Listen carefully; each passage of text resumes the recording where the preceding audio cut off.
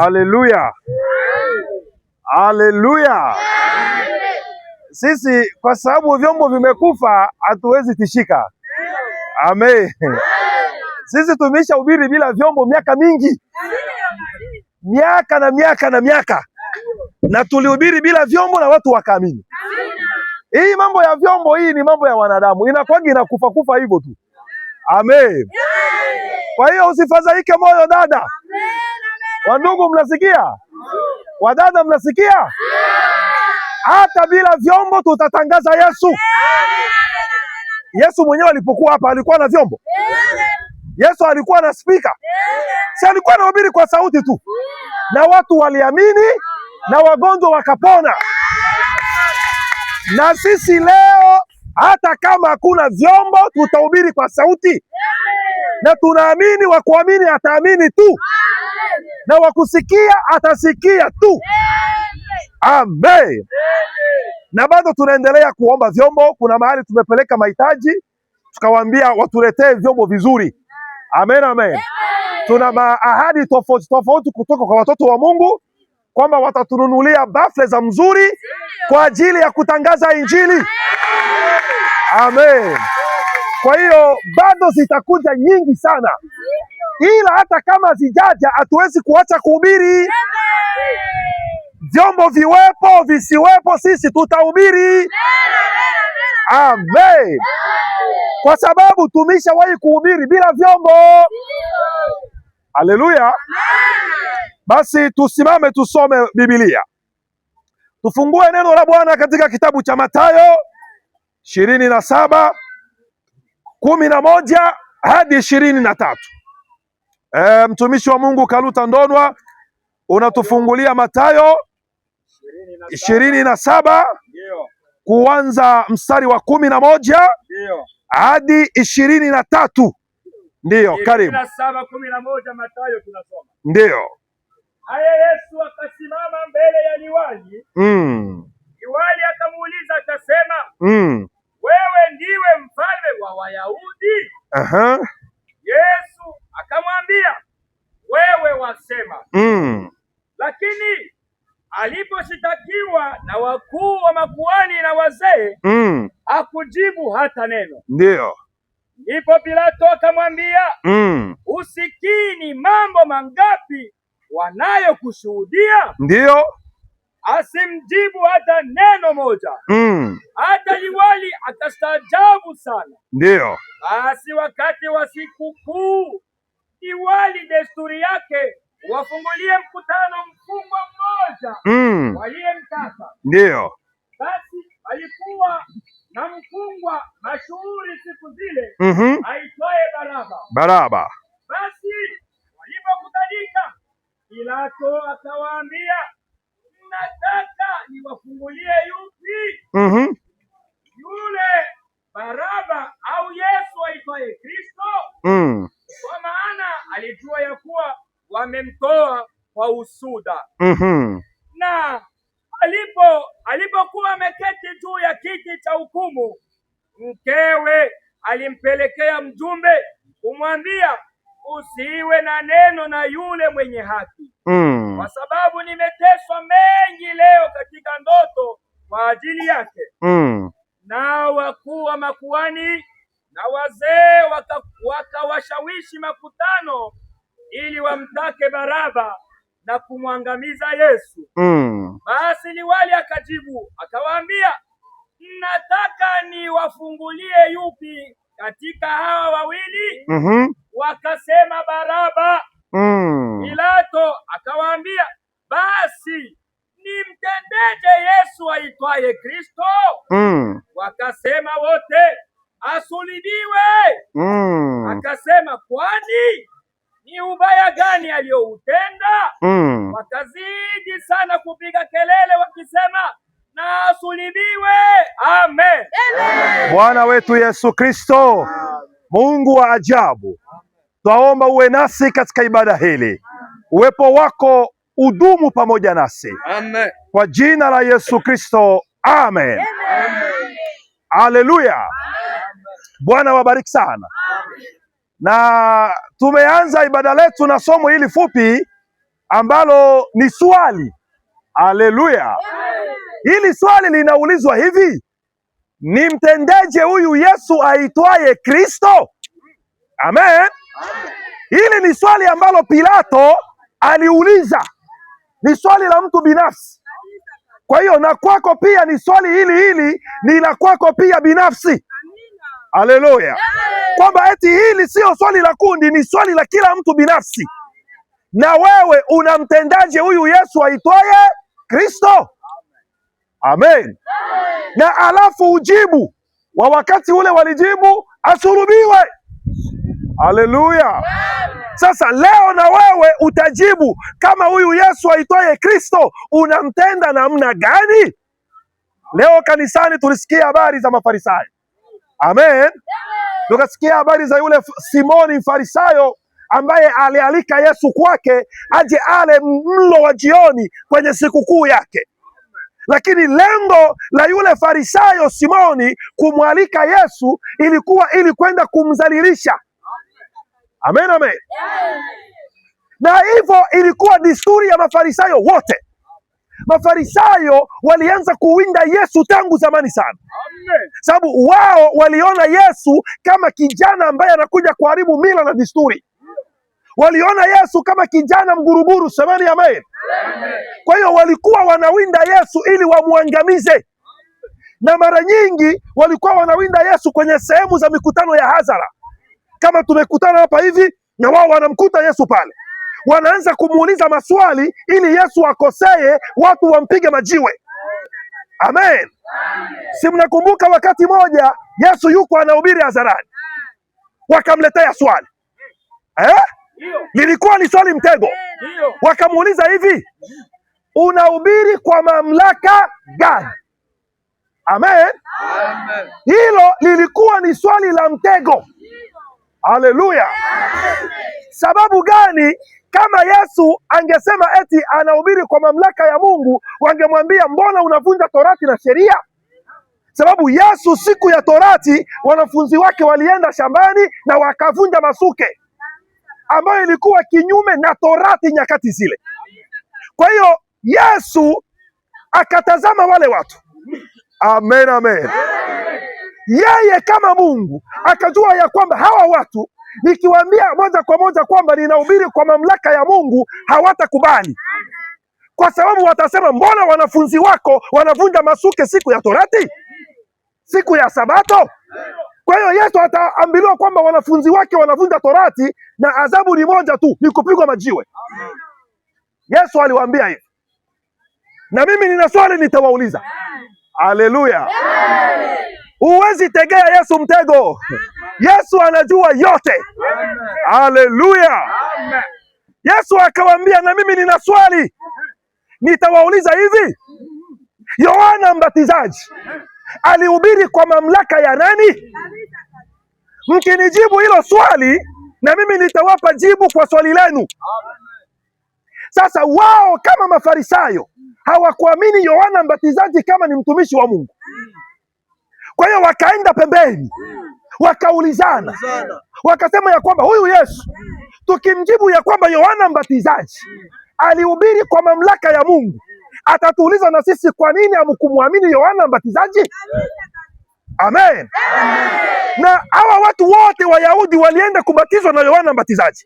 Yaani waliamini Yohana Mbatizaji ni sauti ya mtu aliyaye nyikani, andaeni mapito yake. Kwa hiyo tukimjibu huyu Yesu ya kwamba Yohana Mbatizaji hakuhubiri kwa nguvu za Mungu, hawa watu watatuzomea. Kwa hiyo sasa tumjibu namna gani? Tumjibu tumwambie ya kwamba hatujui. Amen. Mnaona ujanja wa wanadamu? Kwa hiyo wakaja kwa Yesu, wakaambia Yesu ya kwamba hatujui. Yesu naye akawaambia, kwa sababu hamjui, na mimi sitawaambia kama nahubiri kwa mamlaka gani. Haleluya! Mafarisayo walimuwinda Yesu sana. Lengo lao kubwa wampate Yesu ili wamwangamize. Amen, amen. Siku nyingine Yesu anahubiri, wakaanza muwinda tena. Unajua pale Yerusalemu kulikuwa utata wa kulipa kodi. aliyekuwa pale Kaisari alikuwa anaomba kodi ilipwe kwake yeye, sababu yeye ndo alikuwa kama gavana wa nchi, kama vile gouverneur leo Jean-Jacques Perus ndo kama vile gavana au liwali, anaomba kodi zote zilipwe kwake. Yeye ndo anatawala jeshi, yeye ndo anatawala serikali. Sasa Wayahudi na wao, amen, amen, Torati iliwafunza ya kwamba anayestahili kupewa hiyo ni Mungu peke yake. Amen. Kwa hiyo palikuwa ubishi kati ya wale Warumi, sababu yule gavana aliwekwa pale na Warumi na Wayahudi ambao ni wananchi wa Israeli. Kumbuka Israeli ilikuwa chini ya utawala wa Rumi. Amen. Kwa hiyo Kaisari ni mfalme aliyewekwa Yerusalemu kwa utawala wa Kirumi. Akaletea Wayahudi sheria za Kirumi ambazo lazima ulipe kodi kwa gavana wako. Wayahudi na wao wana torati yao iliyoachwa na Musa na Eliya, ambayo inasema unatoa wapi kwa Mungu wako. Kwa hiyo walikuwa wanabebana. Sasa Mafarisayo jinsi wanamtafuta Yesu, wakapata hapo mwanya wa kupenya, wakaenda kumuuliza Yesu. Amen.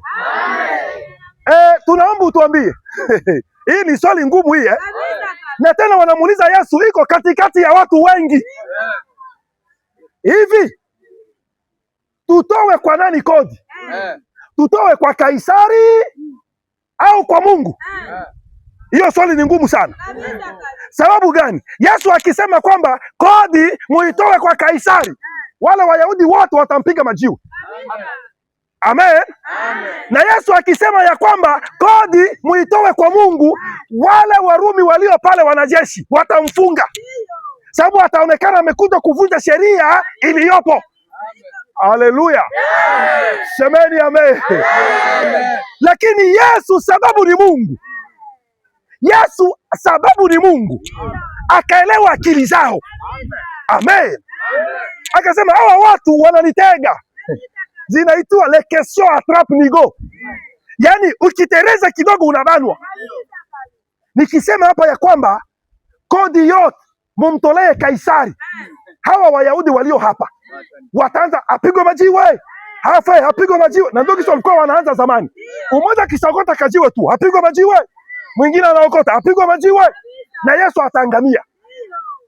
Na nikiambia watu ya kwamba Kaisari, mutowe kwa Mungu, musitowe kwa Kaisari, hawa jeshi wenye kuwa hapa wote ni wajeshi wa Kaisari. Hawa watawala wote ni watawala wa nani? Wa Kaisari.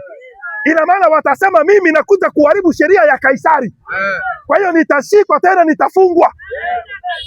Yesu kwa kujibu akatumia hekima za mbinguni. Amen. Amen.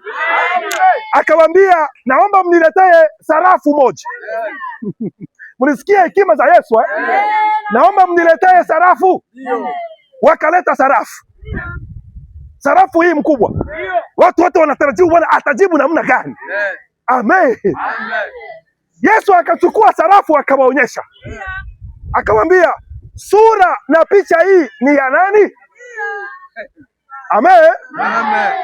Watu wote wakajibu, wote. Yaani barujibia hapo swali hapo wenyewe. Wote wakajibia, ni ya Kaisari. Haleluya. Yesu alikuwa na akili mingi, mpigie Yesu makofi mazuri.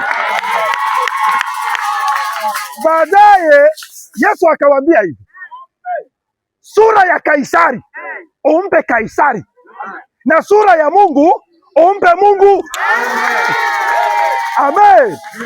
Sasa ukisoma katika kitabu cha Mwanzo sura ya 3 inasema sisi tuliumbwa kwa sura ya nani? Yesu akamaanisha ya kwamba haya mambo ya pesa haya yasiwasumbue muda, mwachie Kaisari. Bwana ana haja ya nafsi yako. Bwana ana haja ya roho yako.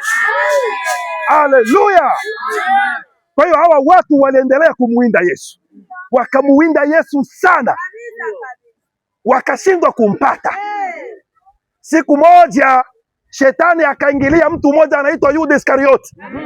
Watu kama Yuda ni wengi sana. Mnakula naye, mnacheka naye, kumbe ana kitu kingine moyoni. Nabii anasema watu kama Yuda njoo wale waamini nusu. Mwamini nusu anaweza anaingia kanisani, anapiga mayowe, anacheza, anaimba, kumbe hajaokoka. Wakati mwingine anakaribiana sana na wazee, kumbe ni mchawi. Amen, amen.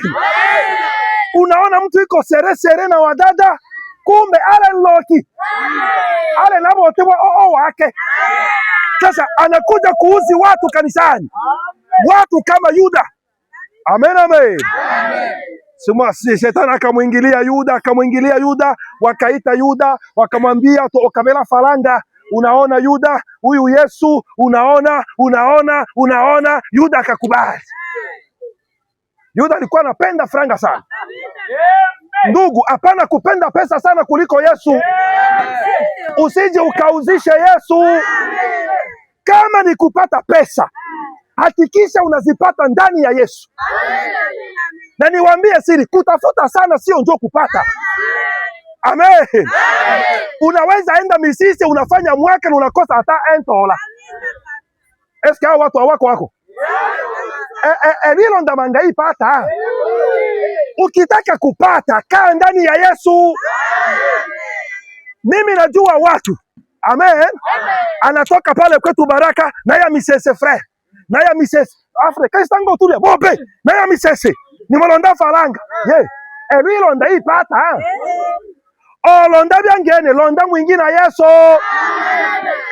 Sababu ukiwa ndani ya Yesu kuliko we kutafuta pesa zitakutafuta.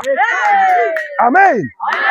Na ili uwe hata na akili ya kutumia pesa, lazima uwe ndani ya Yesu. Sababu nimeona watu wana pesa lakini hana hata nyumba ya kukaa. Balu ngwebo ushuhuda mbona walopata faranga misese awi pata faranga ayo kolama tela mwenjichira lela. Est-ce que vous trouvez ça normal? Mtu mmoja aenda nunue batela 7 eti ndio wanalala kule yulu. Mwingine eti nilishikia shuhuda alikuwa anafanya na ni ndugu huyo anafika kwa frère anasema bon mchonya chingano par jour 25,000 multiplié par 5. Ashimole wabote lelo ile wabote. Amen. Lakini ukiwa ndani ya Yesu utakuwa hata na akili ya kujua kutumia pesa. Kwa nini watu wengi wanapata pesa lakini hawafanye kitu? Ni kwa sababu hawana Yesu. Wewe kupata franga unakimbilia kwanza kunywa pombe. Bibi oma kile ale sawa. Au yapata hata franga ungali tu kama na $10,000. Oshimo nyatabi. Omo. Haleluya. Ndio maana sisi tunasema hivi, watu walio na akili peke yake ni wale walio ndani ya Yesu. Sababu walio ndani ya Yesu hata atagusa dola milioni na hutajua. Amen. Atatembea pole na atasaidia hata mtu ambaye atafanya kazi ambazo huwezi wazia. Kumbe kwenye benki ana dola milioni. Wanadamu wenzangu muokoke. Mkubali Yesu. Ndio njia pekee. Ndio maana nilisema hata bila vyombo tutahubiri. Amen. Sasa siku moja tu wakaambia Yuda, bwana wewe, sababu Yesu usingemjua. Alikuwa anavaa kama watu wengine. Amen. Mafarisayo wakamwambia Yuda, bwana ule Yesu sisi hatuwezi mjua. Ndio. Kwa hiyo wewe utakutaniwa. Ule mwenyewe wewe utakumbatia na kupiga beze. Tutajua njoo Yesu ule. Ndio. Alafu na shetu tunamkamata. Lakini hayo yote Yesu alikuwa ameshayajua. Siku moja ndo akaenda pale, Yuda akaenda na ile beze ya Buyuda. Beze ya mubaya. Beze ya kusaliti. Amen. Amen. Ndio maana sio kila mtu anayekuchekea ndiye anayekupenda. Kuna wengine wanakuonyesha meno kumbe ndani wana roho mbaya. Amen. Na nimeona sana wachawi wanapenda sana kucheka kumbe ndani ana roho ya shetani. Ni ibilisi kabisa. Na ndio maana ndugu, hapana kuamini kila mtu haraka.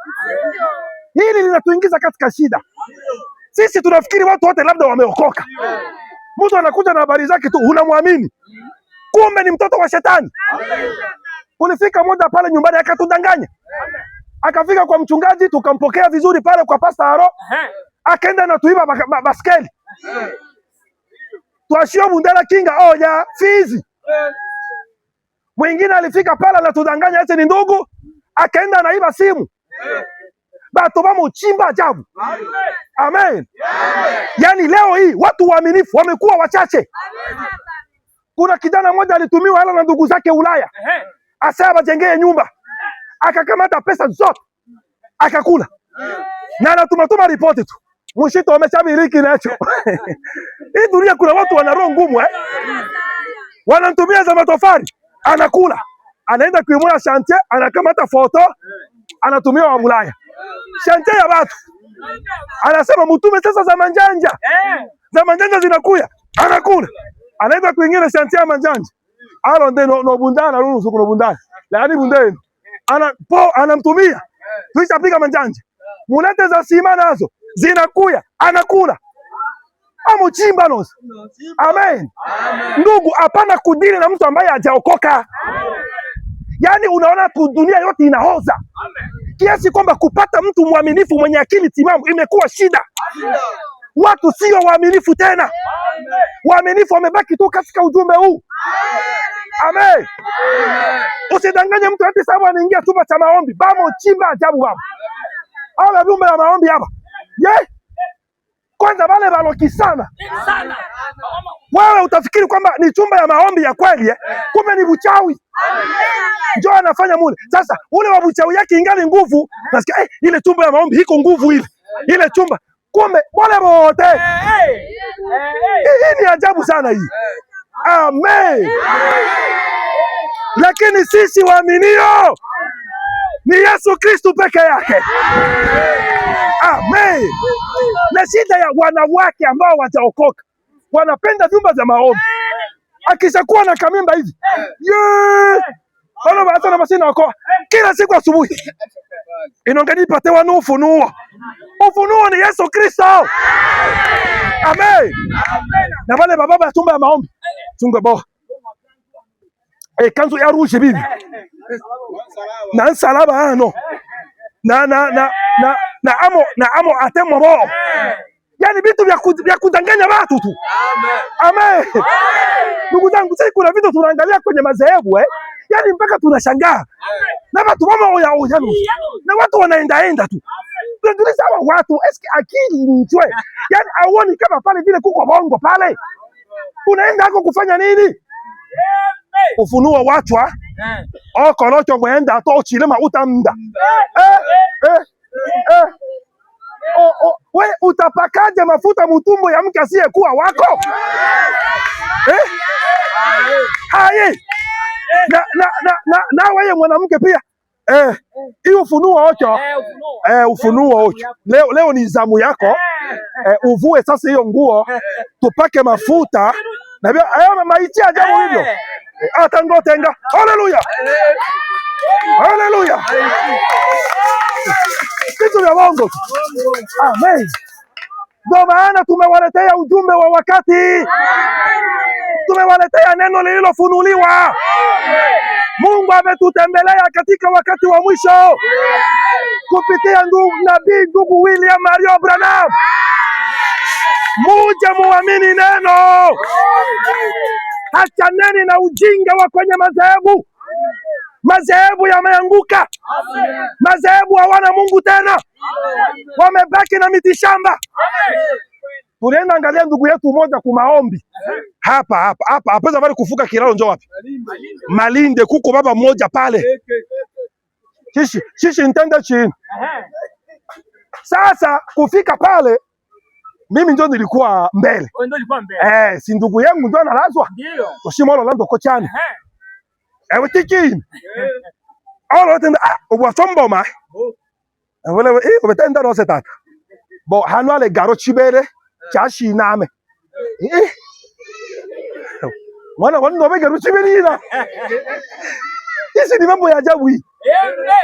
Jamani, Yesu alipokuwa duniani alipanda garo mbili za kuinama. Wagonjwa wanapona kwa jina la Yesu. Sio tena kuma garo ya kuinama. Ukishona vitu vinaanza kuko garo mbili zenye hata inama. na baadaye ataleta shukurani na shukurani itakuwa ya dola 500 na wewe utamchangia dola 300 no bola obechane nala mochi kolanda kala. Haleluya! Ndugu zangu wapendwa, huu ni upendo wa Yesu kwenu. Tunawaletea upendo wa Yesu. Hakuna upendo mwingine zaidi ya huu. Neno letu, ujumbe wetu, tokeni kati yao. Haleluya! Leo ujumbe ni umoja, tokeni kati yao. Walokema ni lobonga la kwela aline. Abo peke ndio balimba. Lobonga lwa kwela lombaka lwa etobe ni bino tata. Iyo wimbo sinye mushasikia. Sasa ewa mwenyewe wao kema lobonga lwa kwela. Ala fere bekiwa lwa kema lobonga lwa kwela. Badada, si ndio tulimba lobonga mibwebu. Si ni abo peke. Na hizo nyimbo za lobonga lwa kwela ziko mingi sana. Sasa bene lobonga. Babo kemba lobonga lwa kwela. Sasa wamweza lobonga lwa kwela. Ala ajabu. Hii ni ajabu hii. Na tena naimba mukibembe. Lobonga lwa kwela lombaka lwa etobe ni bino ba. Kisha ni we lobonga lwa kwela lombaka lwa lwa madolari. Lobonga mibwebwe. Amen. Amen. Mwingine dada kimba sema lobonga mumunu shingo ya sambe. Abe tamala betu ba kemba be. Abe no betu ti ba kemba. Bo benyewe iba kemba. Ni bo lobonga lo munu shingo. Tubi. Tumunu atubi. Sasa wewe unakaa mlobonga na nyinyi kuna atubi. Haleluya. Ndio maana tumewaletea ujumbe kwamba muokoke. Sasa huyu Yuda kwa sababu walikuwa na muinda Yesu, wanamuinda Yesu, wakampata Yesu. Amen. Amen. Lakini si eti walimpata. Ulikuwa ni mpango wa Mungu ili tuokolewe. Ni Mungu alitaka afe ili tuokolewe. Wakambeba Yesu. Wakampiga Yesu. Amen. Wakamtesa Yesu. Amen. Amen. Amen. Watu wa shetani daima kazi yao ni kutesa watoto wa Mungu. Ndio hivyo tu. Ndio maana ndugu, ukishaokoka usifikiri kwamba hapa ni kupicnic. Hapa ni vita. Vita mpaka kisa utakufa. Amen. Dada mmoja alinipigia simu. Nasema mtumishi, mimi mbona vita hivi ishi? Na mimi nikamwambia na mimi haviishi. Sie bote haviishi. Haiko vyako tu. Amen. Awaze kuko mwenye ana vita hapa. Labda mzee ana vita hapa. Bianze bia ulewe. Ometotole na vita. Sisi wote ni vita. Na kuko vingine vyetu sisi tukikwambia. Tuna wacha eno koti yenu. Unaiba. Amen. Usione watu wanavala makoti hivi Batu wamwetani na vitu biashara. Amen. Bia ajabu. Na badada nabo pale wanapitia vitu vya ajabu. Dada tala wabeno ose. Na inonga ose ni lemo. Na ono bwana nake. Amen. Abana ndongo mutarambika. Amen. Haleluya. Ni maisha ya Ukristo. Nabii akasema kwamba ukiona kama shetani ya kuwindi tena, maana yako ishakuwa mtu wake. Sasa wewe kama unampiganisha shetani, hebu wazia kazi ya kuja kuhubiri hapa. Tunakuja kumwaibisha shetani. Tunakuja kumkemea shetani. Kutoa watu katika ufalme wa shetani. Kuambia watu wanawake waache kunawia. Amen. Si ndio tunabeba kuzimu ile? Obole wa milo. So chale wa milo. Nyo chale wa milo. Oshile tenchongo. Bobo chongo abo sacha. Amen. Tukose kukwambia. Bwana. Obola wenu tombole ndokonjo. Mwanamke yote mwenyiko ananawia ni dalili za umalaya. Sasa tuulizane maswali. Wewe ni mwanamke ambaye umeolewa. Mume wako alikuoa uko mweusi. Leo unaanza nawia. Unataka uwe mzungu. Unataka nini? Unapenda wanaume bakupenda? Ndio. Sasa wale wanaume bakisakupenda ni bakaka yako batacheza na wewe mpira. Abenue. Si wale wanaume watakupenda ili wazini na wewe. Yaani mwanamke yoyote mwenyiko anazini. Amen. Ukimtazama vizuri utakuja kuona ni dalili za umalaya. Tulikuwa na mwanaume umoja. Hii habari itokake mkichwa yangu. Wa kule Namoya kule. Si mnajua tulikuwa tunafanya kazi kule Namoya? Amen. Kule Namoya mining. Sasa tulikuwa na garso moja alikuwa akatoka kule Namoya akaanza kuja kutumika ku biro yetu ya hapa Baraka. Baadaye kazi yake ikaisha, tukasema tumpatie pay off, yaani ile mshahara ya mwisho decompte. Mimi ndio nilikuwa ninapana pesa, nikampatia pesa kabisa kama $2 toka 3,000 hivi. Baadaye akasema mkubwa, hizi faranga unanipatia? Nitafanya vitu vya maana. Akasema vitu vya maana Akasema ya mkubwa, mimi narudia kwetu. Ndio. Niko mkufanyaga vitu vya maana mkubwa. Nikamwambia sawa. Wewe ndio ufanye vitu vya maana. Ndio. Tukaenda sasa siku nyingine baada kama ya miezi 5 hivi. Ndio. Tukaenda na gari tukapita ngamo za kule kwao. Ndio. Mie kwenda kukuta vitu vya maana vyenye anafanya. Pembeni ya nyumba yake. Ndio. Kunalia muziki. Watu wama nyema ina ala mwa. Hamolela bu bu bu bu bu. Hey! Ikasema ndio vitu vya maana hivi. Sasa kuona nyumba yake ile ya nyumba ya bokwa. Ile teso kwera bi. So na kazi mwa nyumba zile ile teso kwera. Kusimama pale njoo nikamuita kwa jina. Akatoka akakuya. Ishilo la mtu. Ile teso ya wela machi. Yeye alisha kuwa. Kisha akakuya sasa pale ku fenetre ya gari. Anasema Mungu, si unaniona? Si nilikwambia vitu vya maana. Haleluya. Eti nimwangalie vitu vya maana sababu amenawia. Nikamwambia vitu vya maana, yani wewe kunawia vile ndio vitu vya maana. Asi Mungu, si unaona tu wewe peke. Sio tu mkoona vile kishi mimi niko. Haleluya. Hiyo pepo wa ndugu ikome kwa jina la Yesu. Na wadada walio hapa hapana kunawia. Na ukinawia tutakupiga fimbo za kiroho. Haleluya. Hawa wa ndugu waseja wakitaka kuoa wanaoa tabia. Kwanza katika ujumbe ukianza vitu sana kuna wanawia. Yaani tuamone tibije waongo choa. Akili taale sawa. Amen. Amen. Semeni amen. Tukose kukwambia mwanamke usivae suruali. Tutakwambia mama kuvaa suruali ni kinyume ya neno. Tukose kukwambia mama tii mme wako. Sababu uko mama utumba cha maombi. Na haya Mungu ndo mabalaa. Mungu wa wapi alikutuma baraka? Unasema bongo. Unafanya bumalaya mumaombi. Rudia kunyumba ya watoto. Haleluya. Amen. Baadaye wakaanza kumpiga Yesu. Hapa sasa ambako tumesoma ndo sasa wanambeba Yesu mbele ya Pilato. Kesi imekuwa ngumu. Ndio. Kesi imekuwa nzito. Sababu Yesu alikuwa hana shida na mtu.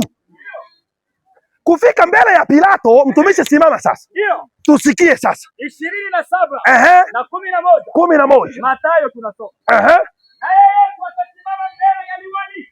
Yani Yesu sasa wanaenda hivyo walishampiga. Ndio. Wanamsimamisha sasa mbele ya liwali. Huyo liwali jina lake ni nani? Pilato. Liwali akauliza Yesu akasema, wewe ndiwe mfalme wa Wayahudi? Akamuuliza, je, wewe ndiwe mfalme wa Wayahudi? Yesu akamwambia. Yesu akajibu nini? Wewe wasema. Obiwa atenda vivyo. Yesu hakuwa na boga. Amen. Amen. Kama angekuwa wewe na mimi, kwanza tuko na kesi, tunapigwa, alafu uko mbele ya liwali. C'est une bonne opportunité pour bien s'expliquer, pour se donner une raison. Kusema kwamba liwali, hawa watu wamenionea. Moi je n'ai aucun problème. Je n'ai rien volé. Wananisumbua tu bure. Lakini Yesu hakuwa hivyo.